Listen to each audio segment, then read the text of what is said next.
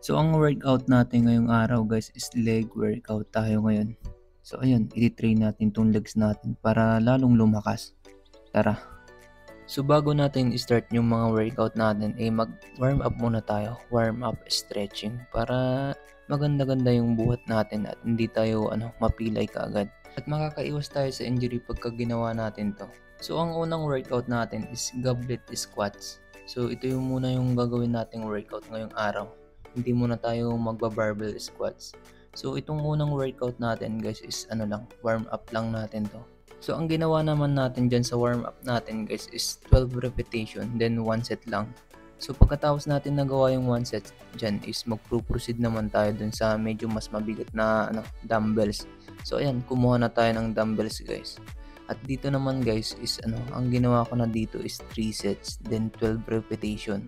So pag ginagawa natin tong goblet squats guys is make sure natin na kinokontrol natin yung bigat na binubuhat natin tulad ng ganyan.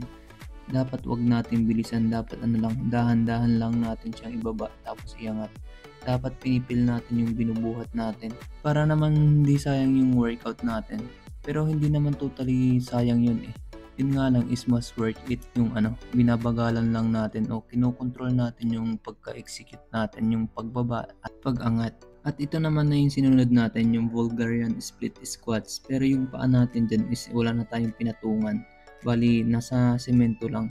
At ang ginawa natin dyan is 10 repetition side by side then 2 sets. So quads yung pinopokus niyan sa glutes natin. At ang pangatlong workout natin is sumo deadlift. So pagka nag-workout tayo ng legs, ito yung huwag din natin kakalimutan. Lalo na pagka manipis yung inner thigh natin. So ang ginawa naman natin dito sa sumo deadlift guys is 3 sets then 12 repetition. So itong inner thigh natin, tinatrabaho ko talaga to kasi sobrang nipis ng inner thigh natin. Pagka flex natin yung legs natin yung inner thigh yung hindi sumasama talaga. Kaya ayan, pagka nag-legs workout tayo, hindi natin kinakalimutan tong sumo deadlift.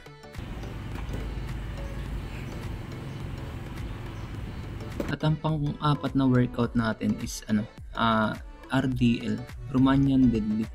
So ito din yung nagpapakapal sa legs natin. Kaya pag nag-legs workout ka, wag mong kakalimutan i-train yung hamstring mo.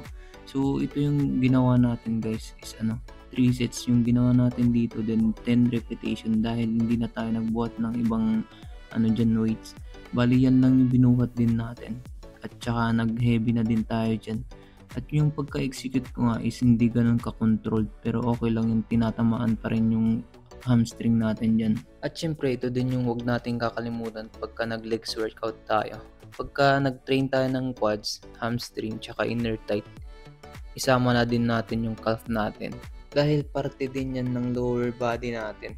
Kung mas maganda yung calf mo, mas maganda yung lower body mo.